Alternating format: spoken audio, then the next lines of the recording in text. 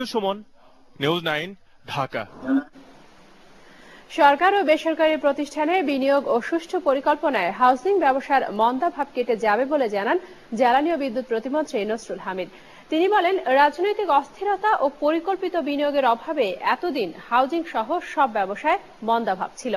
Real estate and housing association of বাংলাদেশের rehab summer fair 2015 সমাপনী অনুষ্ঠানে প্রতিমন্ত্রী এসব কথা বলেন।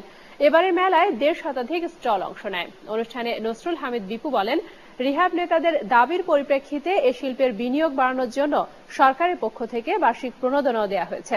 রাজুকের সাথে নির্মাণ প্রতিষ্ঠানগুলোকে যৌথভাবে পরিকল্পিত আবাসন গড়ে তোলার কথাও বলেন তিনি। অনুষ্ঠানে সভাপতিত্ব করেন রিহ্যাব সভাপতি আলমগীর শামসুল আলামিন। নিউজ 9 নিচ্ছি আবারও আপন জুয়েলার্স বিরতি, এরপর থাকছে